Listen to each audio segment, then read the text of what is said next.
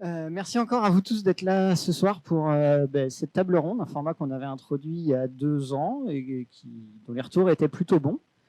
Et cette année, on va tourner autour du sujet du recrutement avec 3 intervenants que je vais laisser se présenter en fait. Bonjour, donc François Echelbaum, CTO chez Oxera. On fait historiquement de l'hébergement et de l'infogérance et aujourd'hui, on développe également un cloud public. Bonjour à tous. Du coup, moi, c'est Thomas. Je suis recruitment manager chez VP Tech. Du coup, pour ceux qui ont suivi ce matin, VP Tech, c'est l'entité technique de VP. Et donc, aujourd'hui, c'est à peu près 1000 personnes un peu partout en Europe. Et donc, on a des problématiques de recrutement qui sont assez variées. Donc, voilà. Bonjour, moi c'est Audrey, donc je suis de la société Alterway et chez Alterway je m'occupe des ressources humaines et plus particulièrement du recrutement. Donc c'est vrai que cette table ronde était plutôt intéressante pour avoir des retours d'expérience et pouvoir échanger sur ce sujet qui est un peu le nerf de la guerre de beaucoup d'entreprises.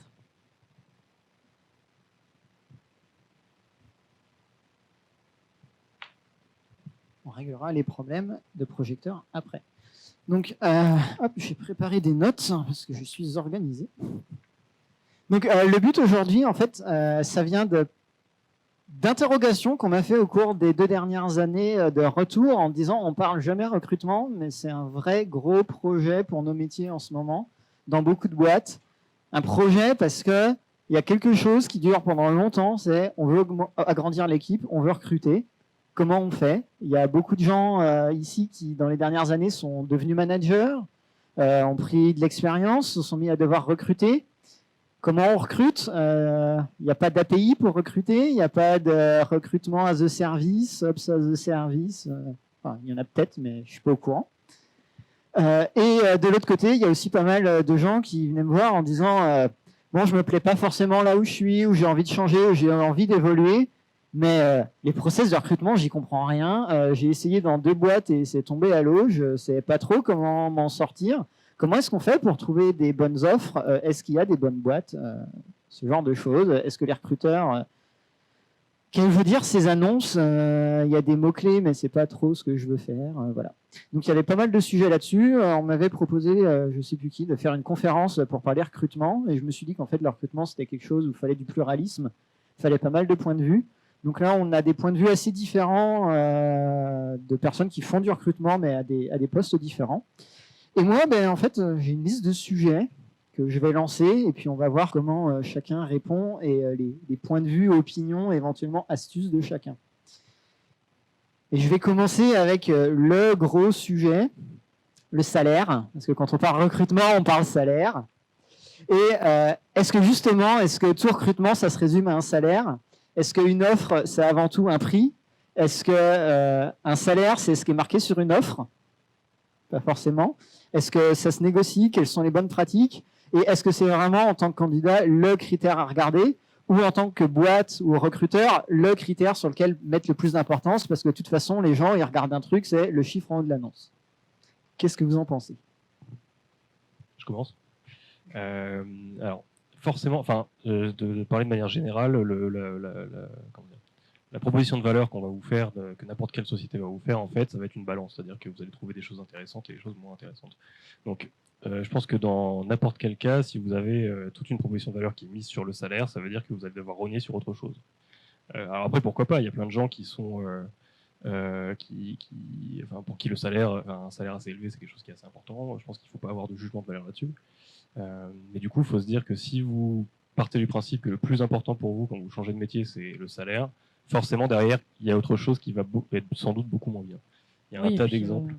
Pardon, je te coupe, mais je pense que oui, le salaire aussi, c'est la société, quand elle met un salaire vis-à-vis d'une offre ou d'une annonce, elle attend aussi quelque chose. Donc, je pense que c'est aussi aux personnes de bien de savoir aussi ce qu'ils valent sur le marché. Alors après, comment s'auto-évaluer, ça c'est aussi une bonne question. Mais après, il y a pas mal de choses je te rejoins sur ce que sur ce que tu disais. Pardon, je t'ai coupé, donc je te laisse terminer, mais enfin voilà, c'était juste. Et oui, enfin, tout à fait. Après, en fait, de toute manière, finalement, le marché est tellement large qu'il y a de très fortes chances que si vous êtes à peu près bon dans ce que vous faites, vous allez trouver des boîtes qui vont vous payer beaucoup plus que ce que vous pourriez trouver dans une boîte vraiment intéressante. Donc la question qu'il faut vous poser, c'est vraiment ça. C'est-à-dire, est-ce que le salaire, c'est votre priorité ou est-ce que c'est ce que vous voulez, c'est juste un minimum? Pour moi, la question est... Je compléterai sur le salaire. Est-ce que c'est votre priorité ou pas? C'est aussi une manière pour une société qui met un prix sur une offre, ce n'est pas toujours le cas, de dire combien elle considère que ce poste vaut. Et donc combien vous valez, au-delà de la négociation que vous allez pouvoir avoir après avoir postulé. De la même manière, il y a aussi des extrêmes. Et je vais prendre un extrême qui est assez récent et qui est très français, qui est nos chers Claude Sourin qui ont été là il y a quelques années et qui ont recruté des ingénieurs, des product owners et masse de profils en masse à des tarifs très élevés pour le marché par rapport à ce qui était à l'époque. Et quand ces sociétés ont fermé et que ces ingénieurs et autres ont cherché du travail, ils avaient des espérances qui étaient supérieures à ce que le marché leur proposait. La question qui en vient derrière, c'est est-ce que c'est un problème lié à Claude Watt et Numergy, pour ne pas les citer, ou est-ce que c'est un problème lié au marché qui n'a pas suivi l'évolution vers laquelle tendait cela en voulant reprendre un modèle qui est très américain, de mettre des salaires toujours plus élevés?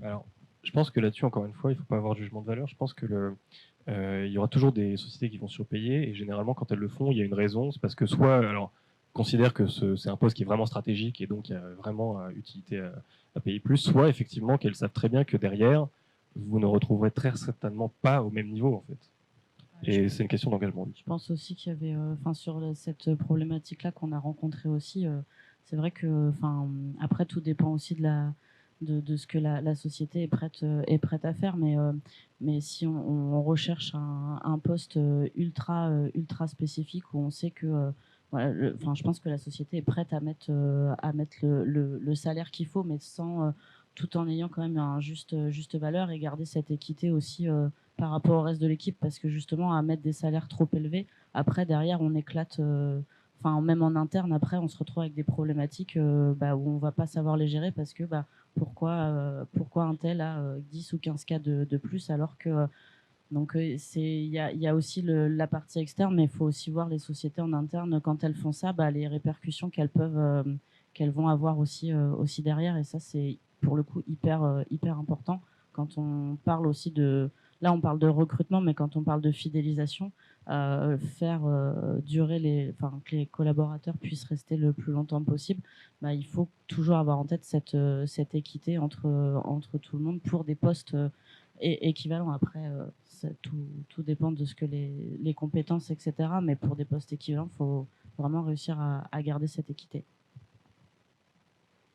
Les résultats, est-ce que vous avez vu mettre en place ou mis en place des choses autres que le salaire qui peuvent aussi être attractives, des choses que les candidats demandent? Et est-ce que quand on va voir une boîte et que le salaire n'est pas forcément à la hauteur de ce qu'on aimerait ou de ce qu'on voit ailleurs, est-ce qu'il y a des choses qui peuvent compenser cette différence de salaire en pratique?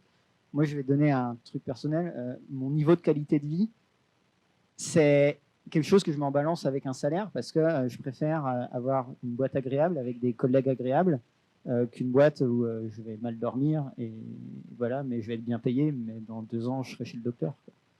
Donc, est-ce qu'il y a des choses qu'on pourrait demander en tant que candidat ou que même de vous-même vous proposez et que vous pensez qu'on pense bien?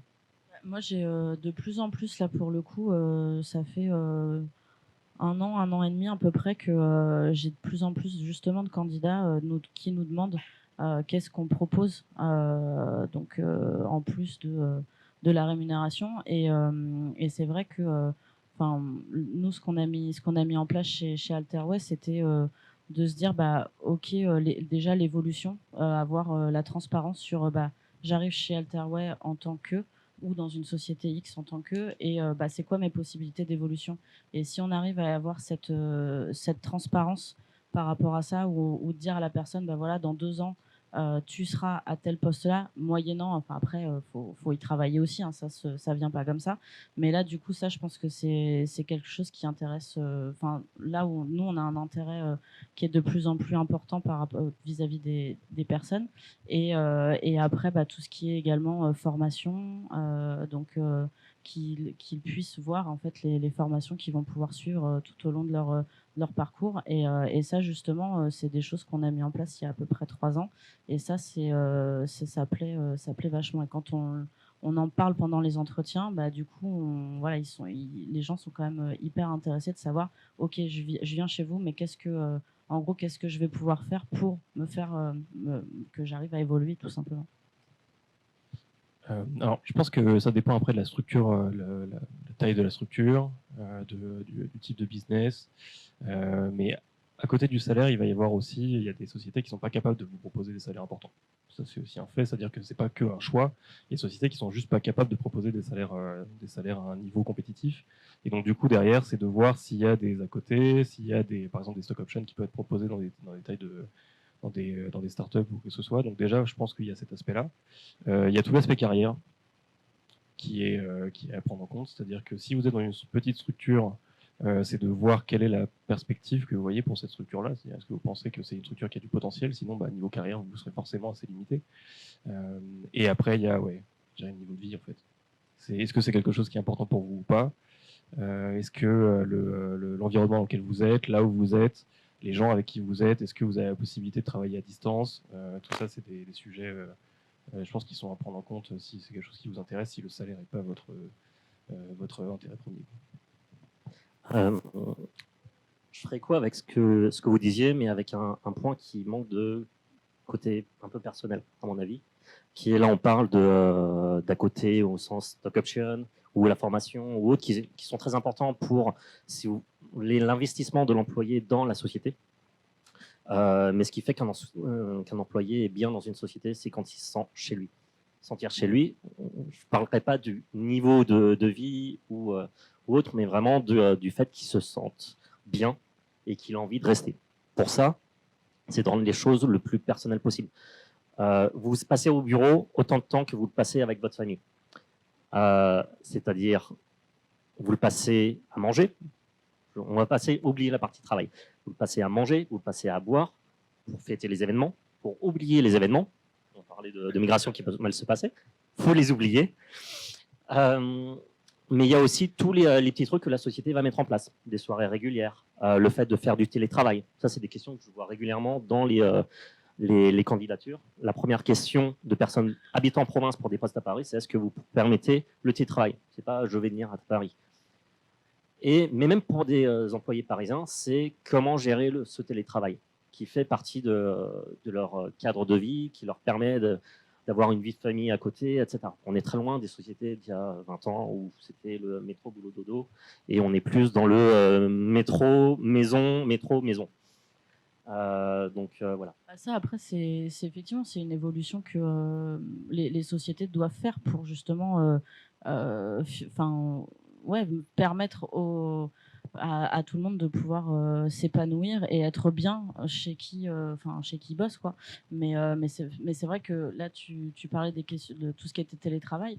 En fait, on l'a mis, on a commencé. Alors nous, on avait commencé par le travail occasionnel, une journée par-ci, une journée par-là, à demande vraiment exceptionnelle, pour après essayer d'institutionnaliser un peu ça et faire que ça devienne récurrent pour certaines personnes. Mais même quand moi j'ai une personne qui me demande du télétravail, il faut c'est aussi nous une organisation à avoir parce que le management et l'accompagnement justement pour faire que la personne se sente chez lui quand elle est quand elle est tout le temps en télétravail ou il y a vraiment je pense qu'il y a vraiment un compromis à trouver, un bon équilibre justement à la fois pour la personne et à la fois pour la société. Et je pense qu'il y a peut-être certaines sociétés qui sont pas encore prêtes à proposer ce type de choses qui pour le coup facilite vachement la vie. Ça fait une belle transition sur ce que je pensais aborder après, qui est justement le télétravail. Vous dites que c'est beaucoup demandé. Je sais ici qu'il y a des gens qui télétravaillent. Je sais qu'il y a des boîtes qui essayent de le mettre en place et que ça ne fonctionne pas. Donc, vous, est-ce que vous l'avez mis en place et quels sont les outils? Pas forcément les outils techniques, parce que la majorité des gens ici et des admins, côté technique, on peut se débrouiller pour avoir accès à la prod depuis la maison, on fait des astreintes, on a des outils. Mais après, côté organisationnel, côté RH aussi, qui peut être important, côté contractuel, parce qu'il y a un droit du travail qui touche au télétravail. Il y a des employeurs qui disent oui, pas de problème, fais du télétravail, mais qui n'informent pas les salariés de leurs obligations. Est-ce que vous pouvez partager un peu vos tentatives ou même vos réussites autour du télétravail et qu'est-ce qu'il faut mettre en place? Et en tant que candidat, quand on demande du télétravail, qu'est-ce que la société est censée nous fournir derrière ça? Parce qu'il y a un cadre que je trouve assez méconnu et il y a beaucoup de sociétés juste Même qui des s'en fois, moquent. pour nous, c'est méconnu. Je reviens juste ce que tu disais tout à l'heure, avant de passer sur le télétravail. On a une grosse expérience là-dessus, donc on va aussi en parler. Mais en fait, moi, je pense pas que tout le monde cherche un environnement familial et un environnement où on se sente à la maison. Je pense que c'est pas le cas de tout le monde.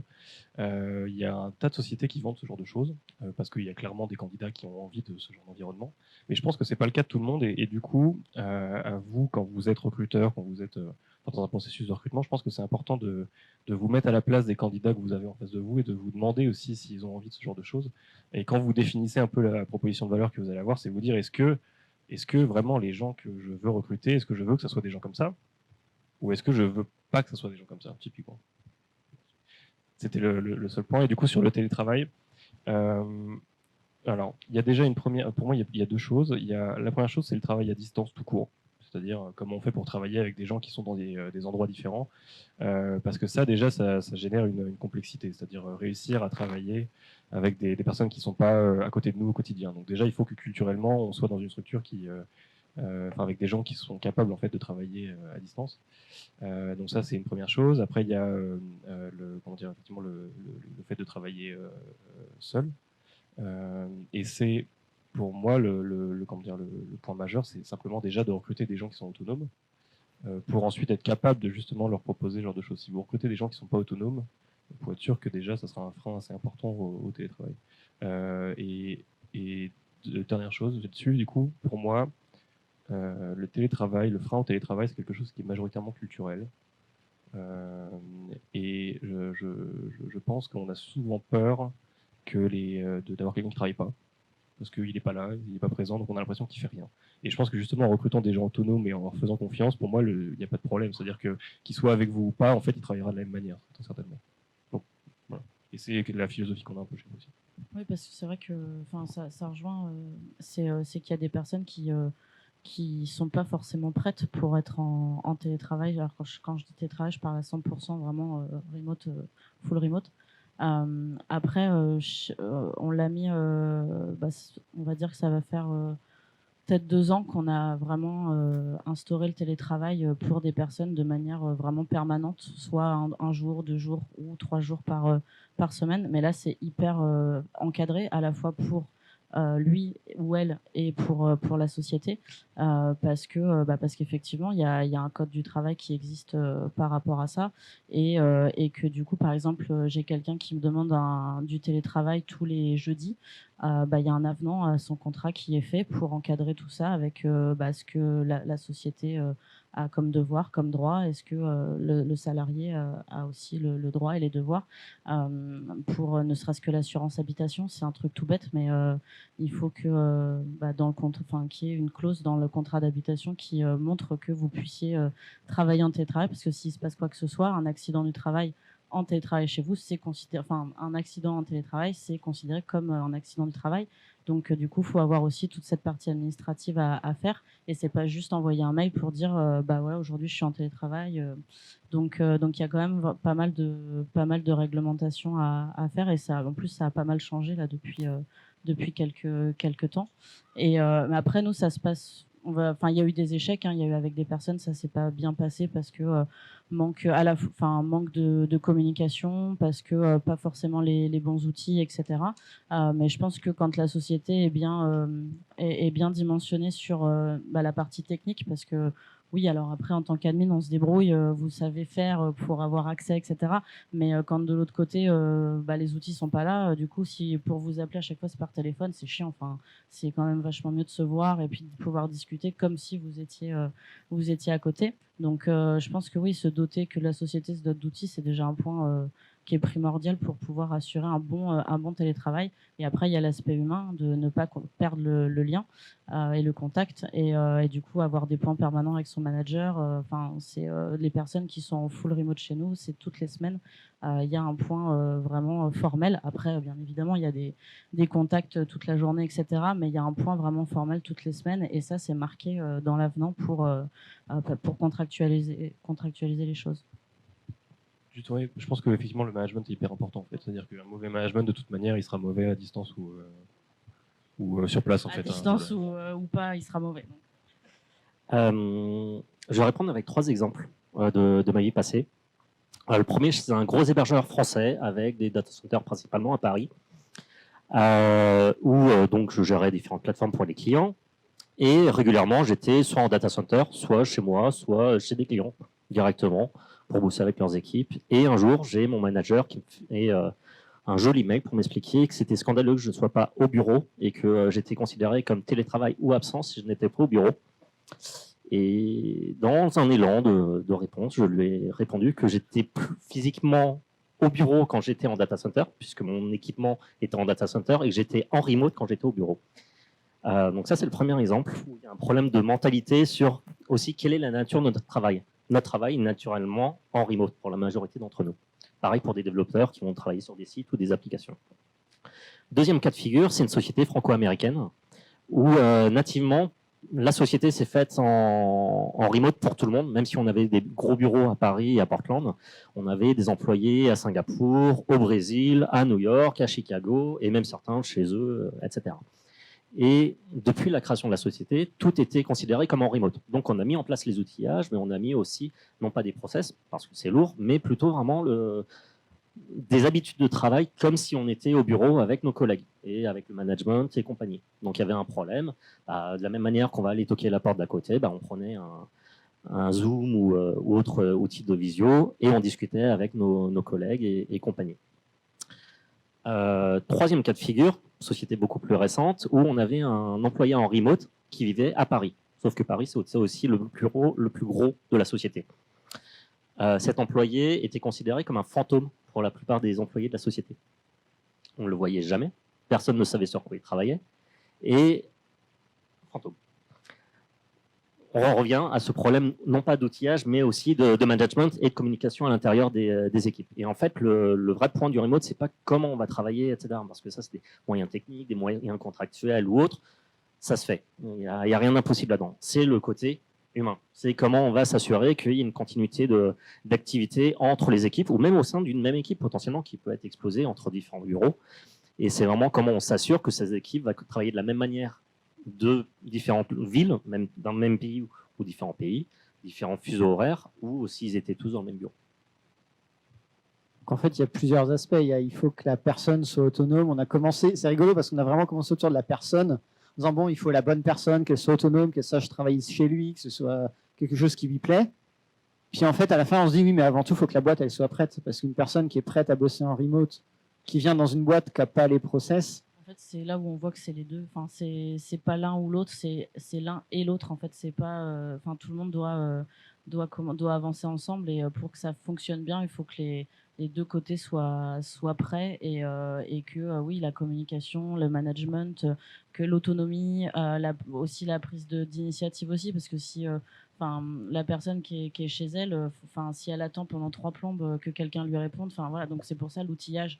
C'est hyper important. En fait, il n'y a pas de recette miracle ou quoi. C'est un mix de tout ça qui fait que on peut y arriver. Après, il y a des réussites, il y a des échecs. Voilà, Et j'ai une question un peu plus orientée.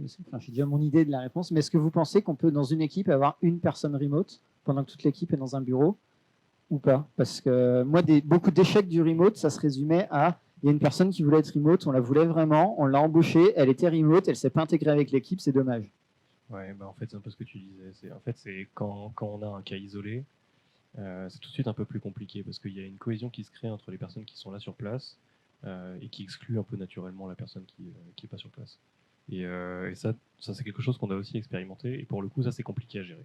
Parce que naturellement, en fait, il y a de la cohésion qui se crée, il y a des choses qui se créent sur place, et ça exclut la personne qui n'est pas. Donc, voilà. Moi, je dirais que c'est ce genre de choses, soit on y va à fond, soit quelque chose qu'on pousse et vraiment on met les moyens pour que ça marche, mais pour que ça marche pour tout le monde, soit on le fait pas, en fait. Et j'ai une autre question pour vous à propos du remote, parce que c'est très à la mode en ce moment. J'ai vu plusieurs conférences de CTO et autres sur le sujet qui disaient moi, c'est bien, maintenant, je dis aux employés soyez remote, comme ça, je les paye un tiers de moins.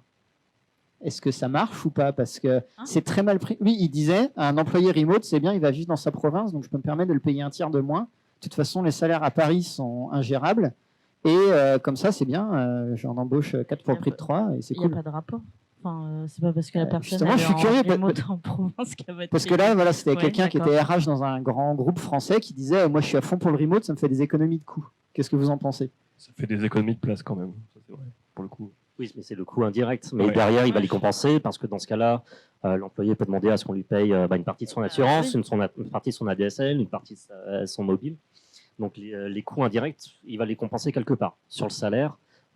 Si on propose à un employé de le payer moins cher parce qu'il est en remote, il va aller voir ailleurs et il aura son remote et le vrai salaire. Donc, Ouais, le marché est global aujourd'hui en fait. Je pense qu'il y a des villes sur lesquelles on peut avoir 10% d'écart, vraiment dans des endroits où le coût de la vie est beaucoup plus faible. Mais globalement, en fait, le marché est devenu largement global. Donc en fait, les différences de salaire, elles sont assez faibles. Enfin, tu parles de 10% d'écart, mais quand tu regardes les salaires, je vais faire une comparaison en France entre Paris, Lyon et Rennes ou Brest. Quand tu regardes les salaires d'admin, c'est pas à 10%, c'est du simple au double, voire pire des fois. Mais en fait, c'est ce que je disais tout à l'heure, c'est que pour moi, en fait, tu trouveras toujours une société où tu pourras être payé plus cher. Et de la même manière, je pense qu'il ne faut pas accepter d'être payé moins cher parce que vous êtes loin, en fait. Parce que le marché fait que vous allez trouver quelque chose où vous pouvez être payé au même niveau qu'à Paris. si vous voulez, il y a de l'ingénierie en Pologne, en Ukraine, en Russie, ça coûte pas cher. Ok. Est-ce que vous avez d'autres choses ou conseils éventuellement que vous avez mis en place chez vous pour des sociétés qui voudraient passer en remote ou au contraire des astuces pour des candidats qui voudraient arriver en remote dans une boîte, par exemple les points à faire attention quand quelqu'un vous dit oui, bon, ok, on veut votre profil, on accepte, vous êtes notre premier, vous allez passer remote, c'est bien parce que c'est vous, parce que on tient à votre profil, on veut vous embaucher et tout. Est-ce qu'il y a des points sur lesquels vraiment faire attention? En fait, je pense qu'il faut avoir toutes les cartes en main. C'est-à-dire, il faut vraiment poser toutes les questions sur l'équipe, comment travaille l'équipe, etc. Et si toute l'équipe est basée au même endroit et que vous êtes vraiment le tout premier, il faut savoir dans quoi vous arrivez, en fait. C'est faisable, hein, ça peut marcher, mais il faut absolument savoir où vous allez. C'est-à-dire que vous allez arriver dans une équipe qui n'a pas l'habitude de travailler comme ça. Donc forcément, ça va être compliqué. Il va y avoir des choses à mettre en place, mais du coup, c'est savoir si vous avez envie de le faire ou pas. On va revenir aux mêmes questions que tout à l'heure, c'est-à-dire quels sont les outils, les méthodes, les process qui sont en place pour pouvoir le faire. Est-ce que la société l'a déjà fait? Si oui, ça va plutôt bien se passer. Ou est-ce que la société n'a pas l'habitude? Dans ce cas-là, grosse inconnue. Je suis d'accord. Ok, bon, on a fait le tour de la question. Au fait, si certains d'entre vous, à des moments, ont des questions, on peut passer le micro pour une ou deux questions sur des sujets particuliers. On ne sait jamais. Résultat, moi j'ai passé au point suivant que j'avais noté, qui est une autre question qui revient souvent, le profil des candidats. Parce que souvent, il y a des postes qui peuvent sembler extrêmement généralistes. Enfin, je vais prendre pour l'instant les fiches de poste. Au contraire, il y a des fiches de poste qui ont une liste d'une page de prérequis jusqu'à la version du logiciel sur laquelle il faut avoir l'expertise. Et de l'autre côté, il y a des CV de gens qui sont extrêmement spécialistes, qui vont dire « Moi, je suis spécialiste base de données chez Amazon et je fais des bases de données chez Amazon, c'est mon métier et embauchez-moi pour ça. » Là où dans nos métiers, je trouve, il y a pas mal de gens qui sont assez généralistes, qui ont des profils très atypiques, des profils autodidactes, pas forcément de diplôme et tout. Est-ce que vous pensez qu'il y a de la place pour tout ça ou au contraire, il vaut mieux, il y a des gens qui se posent la question, est-ce qu'il vaut mieux que je me présente en spécialiste des deux logiciels ou de la plateforme que je maîtrise? Est-ce qu'il vaut mieux que je sois généraliste? Et vous, quand vous recrutez, vous cherchez plutôt quel type de profil? À quoi vous faites attention? Est-ce que vous voulez quelqu'un qui gère PHP 7.3 en admin sur des sites à telle volumétrie parce que c'est ce que vous avez chez vous? ou au contraire, c'est pas très important parce que dans 2 ans, ce sera PHP 8 et finalement, la personne aura dû évoluer en même temps que le poste. Alors, il y a plusieurs choses. Déjà, la spécialisation ou pas, je pense que c'est juste un choix à prendre et se dire, est-ce que je veux vraiment aller à fond sur une techno et potentiellement, au bout d'un moment, ma techno elle sera peut-être plus mise à jour, il y aura peut-être un moment où ça va commencer à bloquer et du coup, à ce moment-là, il va falloir que je fasse autre chose. Ou alors, je vais rester dedans et puis je vais être sur un marché qui va être plus en déclin. Donc ça, c'est une chose. Et si vous choisissez l'inverse, c'est-à-dire d'être généraliste, il faut se dire aussi que vous n'allez pas forcément attirer les mêmes sociétés qui vont vraiment chercher des personnes qui vont être capables de vraiment travailler sur un sujet en particulier. Donc, juste choisir l'un ou l'autre. Chez nous, on a fait le choix de vraiment évaluer les candidats et de recruter des personnes qui soient plutôt généralistes et qui soient pas forcément des spécialistes, mais plutôt qui soient capables de toucher à plusieurs technos, qui soient capables d'être curieux.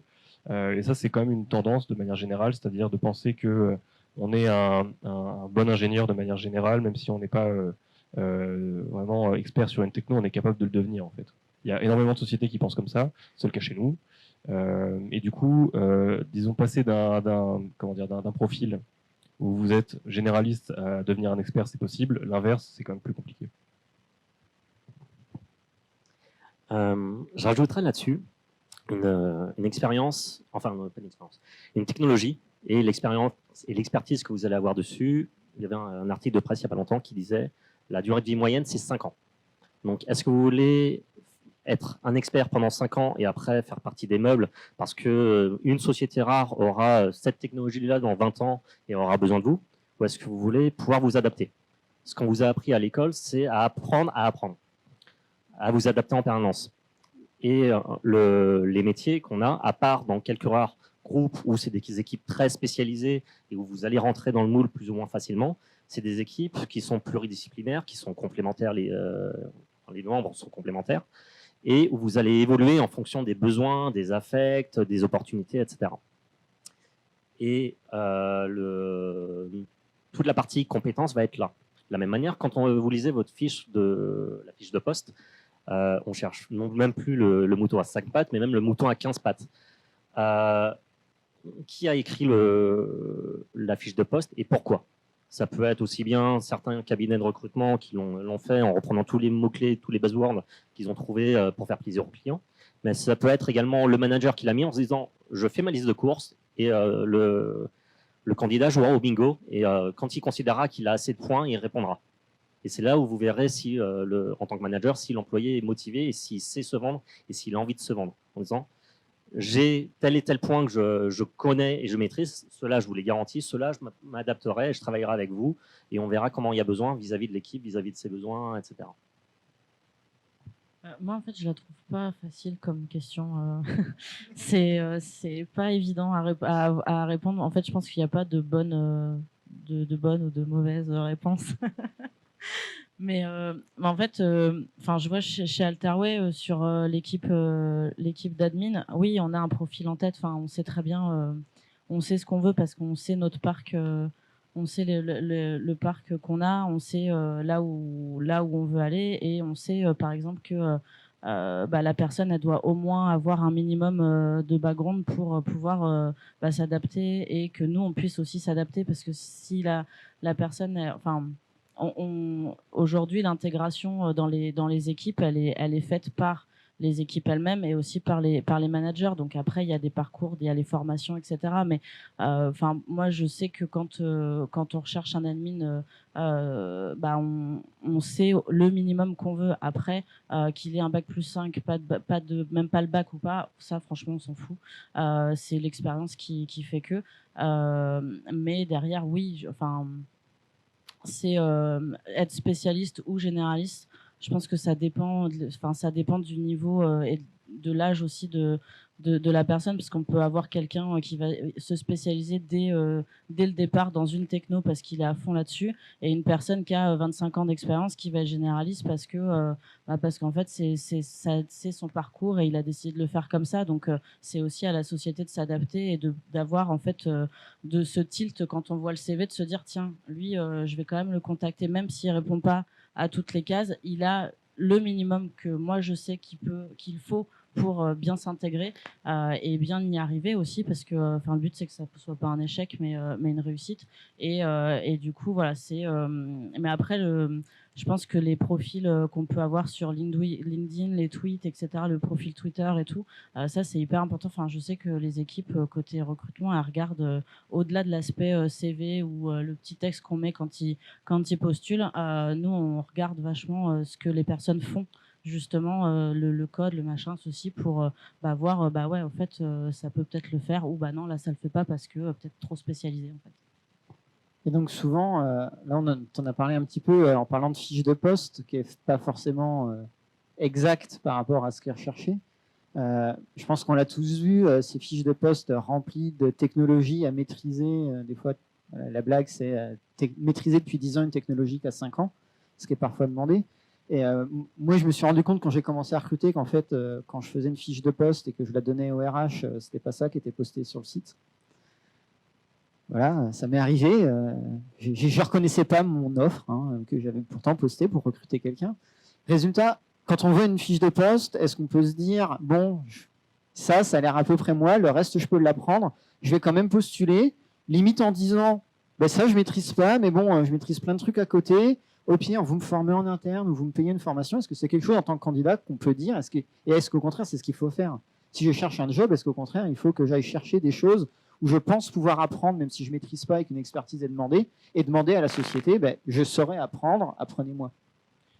Alors, déjà, il y a deux, évidemment, se positionner soit en tant que recruteur, soit en tant que candidat. Dans les deux cas, je pense qu'il ne faut pas voir l'annonce comme étant une job desk. C'est-à-dire qu'il y a quand même une différence entre l'annonce et la job desk, puisque l'annonce, c'est plus de l'ordre de la publicité au final que de la job desk, qui est quelque chose qui est plus interne. Quand vous faites une annonce, c'est quelque chose qui est censé être vrai, c'est-à-dire déjà être quelque chose qui reflète vraiment ce à quoi va ressembler le poste, mais qui est censé aussi donner envie. Donc vous allez aller plus loin normalement que juste le poste. Je pense que quand on crée une annonce, c'est quelque chose qui est important. Donc je connais pas TRH, mais du coup normalement une job desk, c'est pas censé être posté comme ça. C'est-à-dire que même normalement sur une job desk, vous avez du jargon, etc., qui est quelque chose interne, qui est pas censé être montré tel quel en externe. Donc c'est censé être retravaillé. Après sur l'aspect plus en tant que candidat. Moi, je pense que c'est important, c'est-à-dire que si tu pars du principe que tu as envie d'apprendre des choses, et il faut même plus partir de là, si tu as envie d'apprendre des choses, il ne faut pas le négliger pendant l'entretien.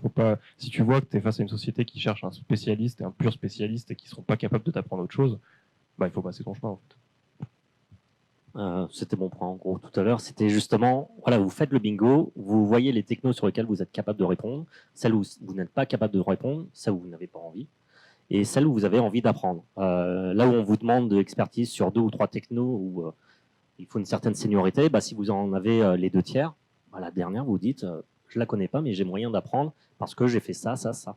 Et on en revient à cette histoire de faut amener une expérience. Quand vous candidatez, vous amenez une expérience à la société.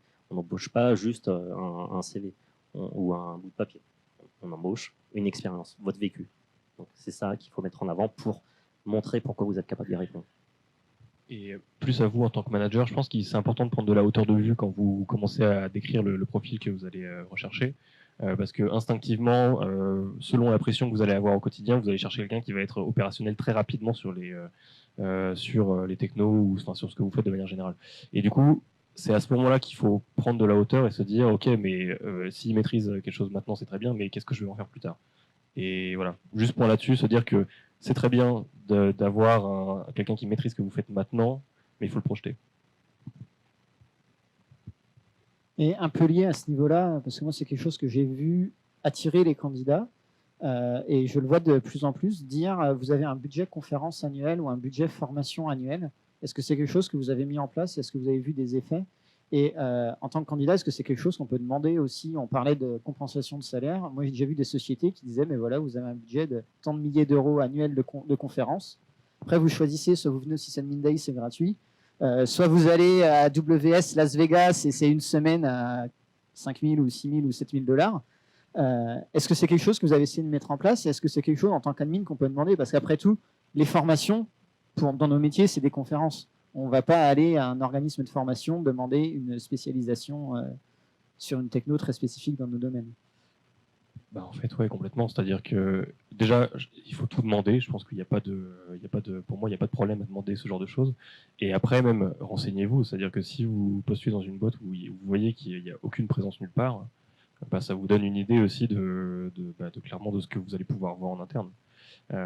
Mais oui, enfin, je pense que c'est quelque chose qui est hyper important en fait, de le savoir au moins. Si c'est quelque chose qui vous intéresse et que vous êtes dans une boîte où c'est pas présent, bah, se poser des questions. En tant que manager, sur les 3 dernières expériences, j'ai amené ce genre de choses, de pouvoir faire les conférences. Mais surtout, ma première question pendant les entretiens d'embauche que j'ai passés, du coup, c'était est-ce que vous le faites? Et à chaque fois, la réponse était non. Est-ce qu'il y a moyen de le faire? Il faut voir le retour sur investissement pour la boîte. Et c'est la réponse qu'il y a eu les 3 fois. Après, charge à nous de montrer qu'il y a un retour sur investissement et en quoi. Et il y en a toujours un, tant que ce n'est pas une pure messe commerciale. Maintenant, en tant que candidat pour ce poste, demander s'il y a ce type d'événement, j'ai jamais eu cette question. Aucun candidat me l'a posé jusqu'à maintenant. Par contre, j'en ai déjà parlé pour motiver certains, en leur montrant qu'on est ouvert sur l'extérieur ou sur ce qui se fait ailleurs, tout simplement.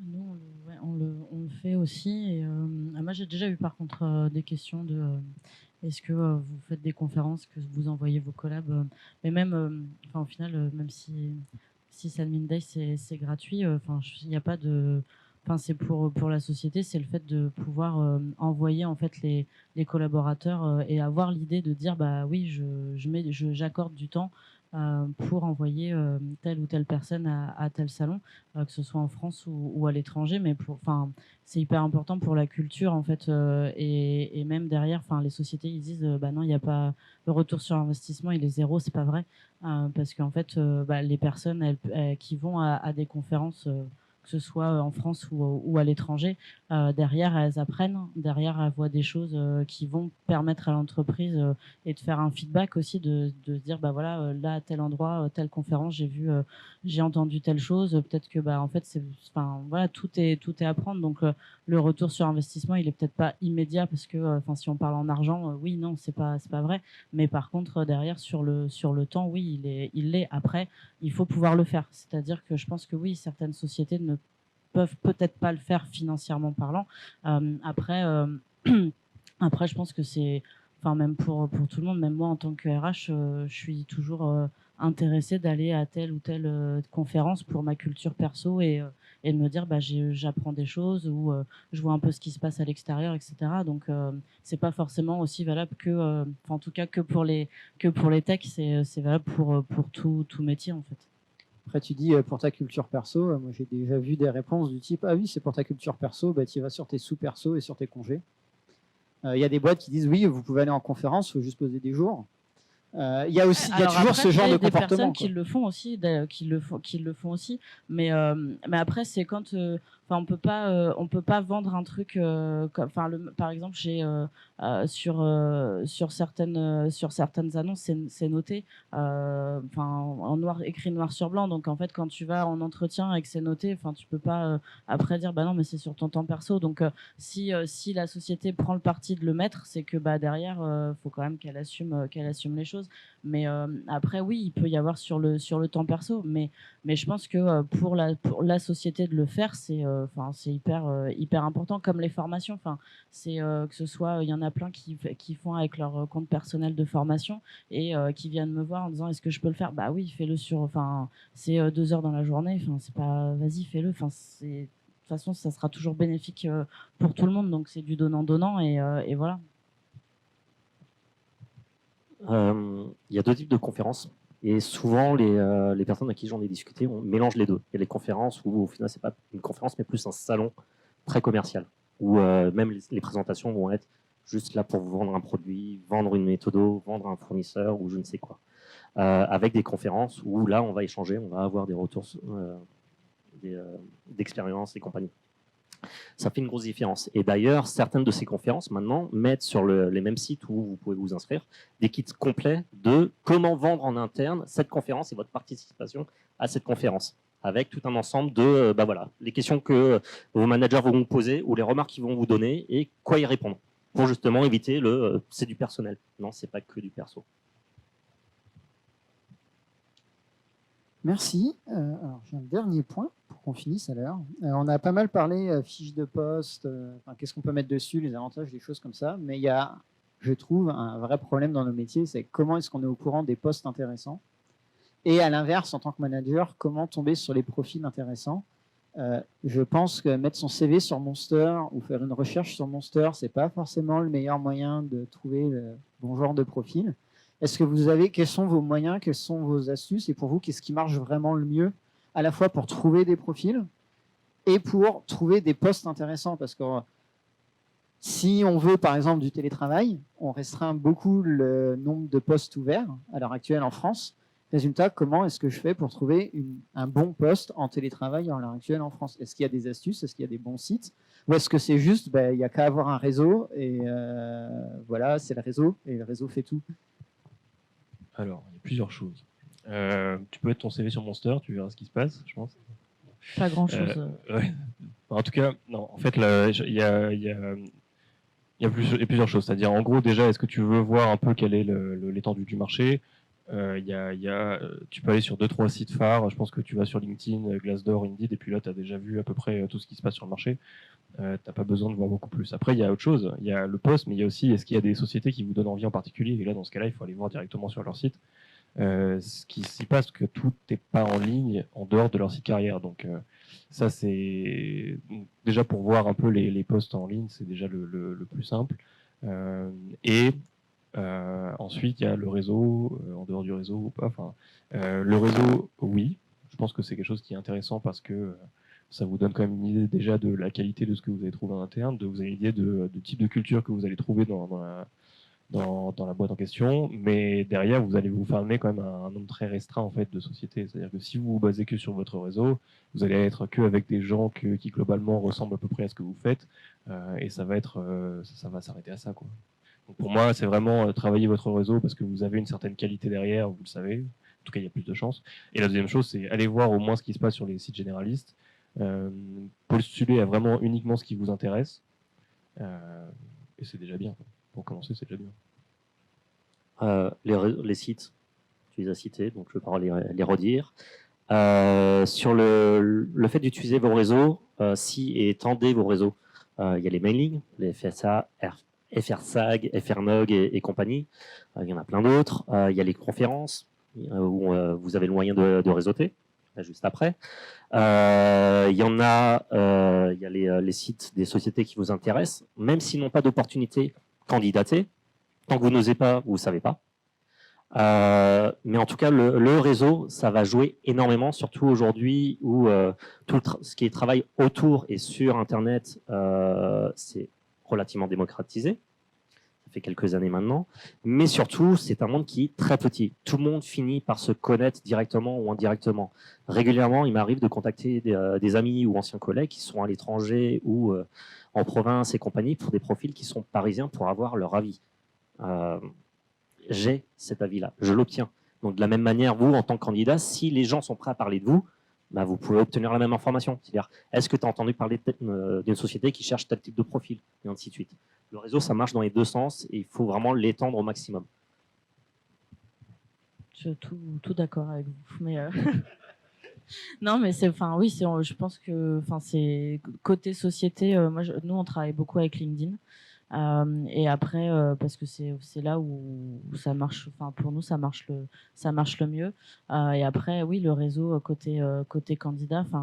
Les cooptations, c'est en général, c'est ce qui fonctionne aussi le mieux dans le sens où vous connaissez les personnes avec qui potentiellement vous pouvez travailler, vous connaissez, ils vont vous parler de la boîte, etc.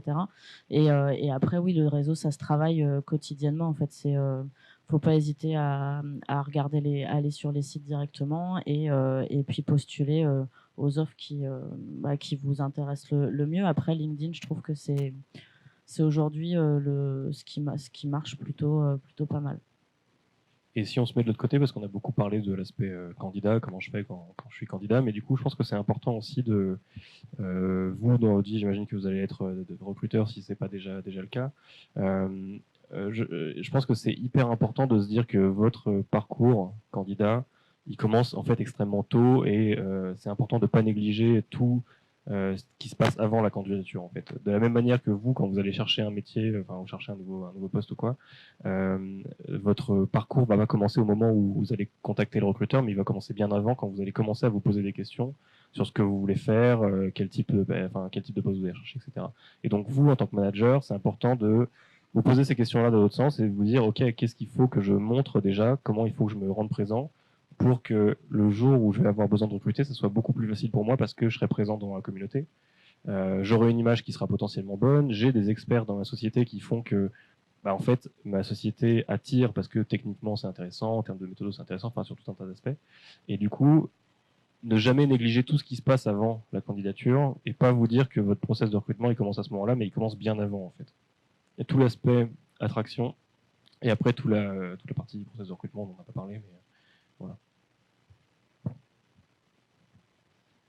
Merci. On va devoir arrêter là parce que c'est l'heure que j'avais marqué sur le programme.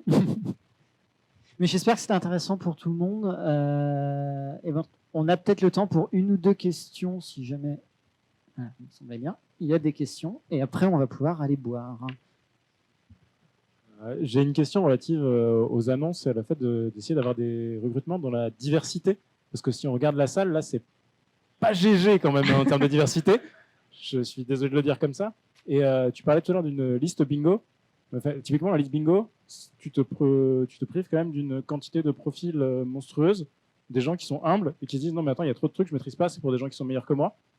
Et les études montrent quand même que tu recrutes quand même dans la diversité. Les gens qui viennent de milieux autres que ceux qu'on a l'habitude de croiser ont en général un petit peu plus d'humilité. D'ailleurs, c'est plus sympa de bosser avec des gens humbles. Comment on gère ça en fait? Parce que moi, c'est un truc qui me désole du milieu, quoi.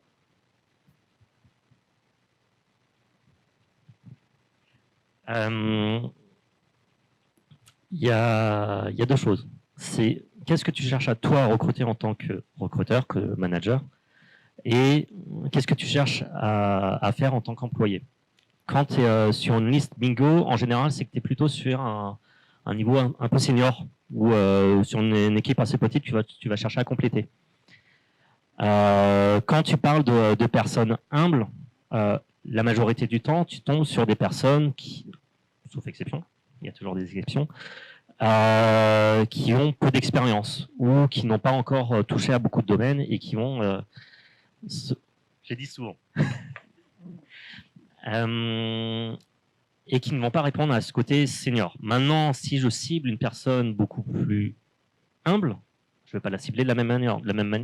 La même chose si je cible quelqu'un de junior ou si je cible quelqu'un qui est plus pour le marketing. Tu adaptes ton annonce à la personne que tu cibles. Tu adaptes le pitch que tu vas mettre dedans à la personne que tu cibles. Tu adaptes le discours, les mots et compagnie à la personne que tu cibles.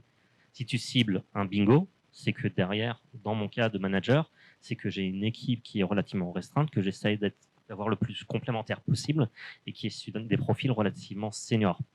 Après, il est clairement mis dans les mots. Ce serait bien que vous ayez ça ou ça ou ça. Je ne dis pas d'avoir tout ça.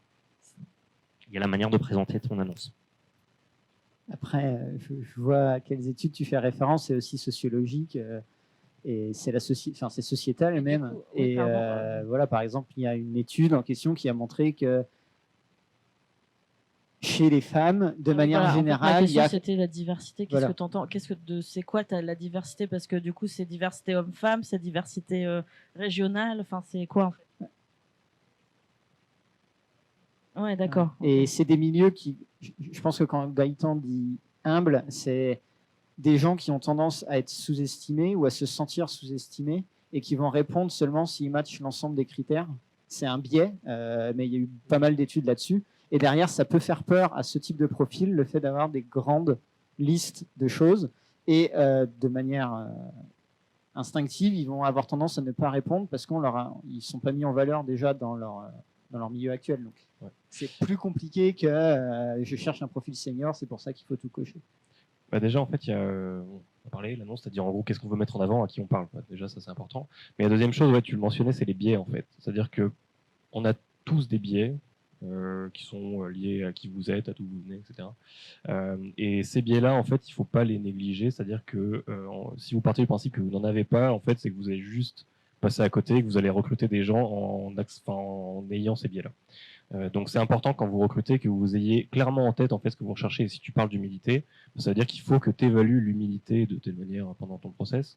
Mais du coup, en fait, que tu mettes en place une scorecard qui soit vraiment précise et pour que au moment où tu vas prendre une décision sur ce candidat, tu l'aies prise en prenant bien en compte que il n'y a pas de biais dans ce que tu as écrit parce que c'est extrêmement factuel. Plus tu es factuel dans ton process, plus tu élimines les biais et donc plus tu as de chances de ne pas passer à côté de quelqu'un parce qu'il n'est pas comme toi en fait. Et le pas comme soi, quand on regarde la salle, on peut voir que ça peut recouvrir beaucoup de gens qui sont pas comme nous. Hein, Enfin, par exemple, je suis content, il y a quelques femmes cette année, c'est mieux que 0 l'an dernier. Mais c'est des vrais efforts et c'est des vrais biens. Et je rajouterais là-dessus qu'on parlait du réseau qui est très important. Le problème, c'est que recruter avec son réseau, on a tendance à recruter des gens comme nous. Et c'est pas comme ça qu'on va amener, pour le coup, de la diversité. Donc, et des fois, il peut y avoir des profils très intéressants qui viennent d'autres horizons et qui nous ressemblent moins. Alors, juste sur cet aspect-là, sur l'aspect du genre et autres, en fait, historiquement, dans tous les pays, il y a un déficit de formation, un déficit au niveau de la formation. C'est-à-dire qu'il n'y a pas de femmes, en fait, dans les formations d'ingénieurs. Il n'y en a quasiment pas. Donc, aujourd'hui, ça a beaucoup changé. Il y en a de plus en plus dans les écoles. Et donc, clairement, si vous voulez favoriser ce genre de choses, c'est aussi travailler, pourquoi pas, avec des écoles et recruter plus jeunes. Parce que vous savez qu'en recrutant plus jeunes, vous allez potentiellement avoir plus de femmes. Mais du coup, vous n'allez pas recruter de vieux. Donc, un autre problème. Il y a toujours, ça va jamais. Mais c'est important de prendre conscience de ces biais au moment de recruter. C'était justement tout mon point sur on adapte le discours et l'annonce en fonction de la cible. Et dans mon expérience, des femmes avec une certaine seniorité vont y répondre à ce type d'annonce parce qu'elles savent ce qu'elles valent et ainsi de suite. Parce qu'elles ont mûri dans un environnement où il n'y a que des mecs. Donc elles ont appris à travailler dans cet environnement, elles ont appris les codes, elles ont appris le vocabulaire et elles travaillent et elles répondent à ça, tout simplement.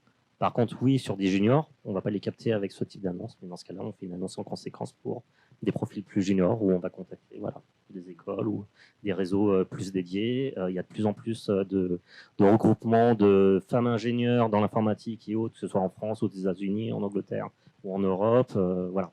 Il y a toujours moyen, si on cible un type de profil particulier, là on parlait des femmes, mais ça peut être d'autres types de profils, il y a toujours moyen. C'est à nous de savoir ce qu'on veut cibler. Ok, merci beaucoup. Merci à vous d'avoir participé à cette table ronde.